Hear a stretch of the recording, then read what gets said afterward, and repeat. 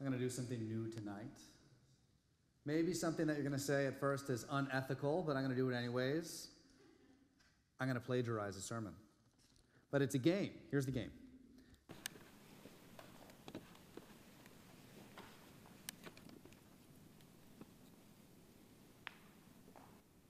It requires us to let go of our ego, to be willing to be vulnerable. And I told ChatGPT to write me a sermon in the voice of a rabbi of about 1,000 words about the Torah portion on the theme of intimacy and vulnerability. When we are able to be vulnerable with others, when we experience a sense of belonging and connection that is unparalleled, ourselves to be vulnerable in their presence.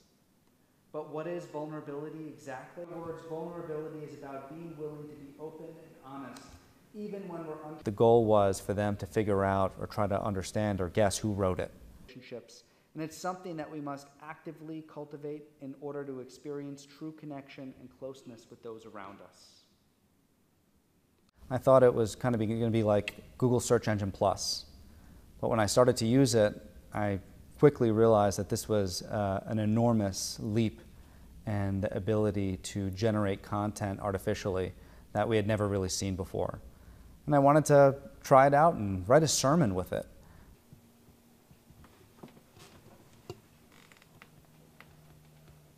Let's say, okay, write a sermon of focus on the prohibition to the idea that and here's what we have. My dear congregants, today I want to talk about one of the 10 commandments, the prohibition against coveting. In Exodus 20:17, it states, rabbis are absolutely not obsolete. ChatGPT has a lot of limitations. Eventually, it's going to be able to learn my style and my specific style. And it might be able to mimic, more or less, my syntax and my metaphors that I tend to use. But giving a sermon and teaching a congregation is more about being in touch and being in relationship with them. When we cultivate a grateful heart, we become content with what we have, and we are less likely to constantly want more.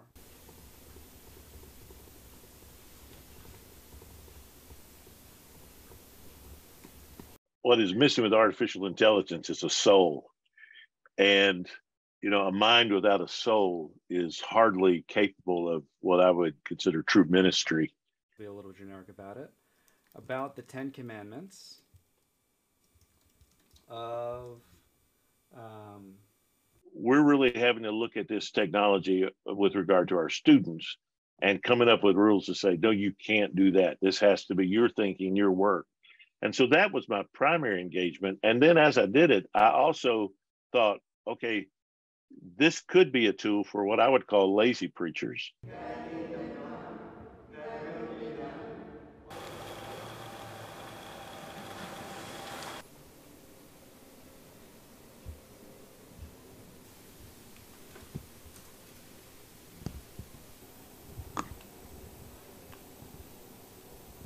Spirituality often, and the spiritual experiences that we have in life, are often what we'd call ineffable, unexplainable by words.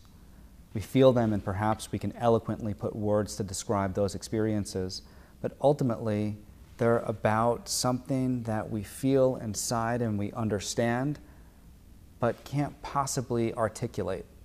And so no matter how good ChatGPT can possibly be at describing and using language and describing experiences, it can't really understand spirituality. That's a major limitation of it. But I think also why ChatGPT is going to have major limits in the realm of faith and spirituality and religion. I bring you this to tell you that I promise you this. I will not plagiarize from artificial intelligence. Your sermons will be written by me from now on. That was the last one. Shabbat shalom, everybody.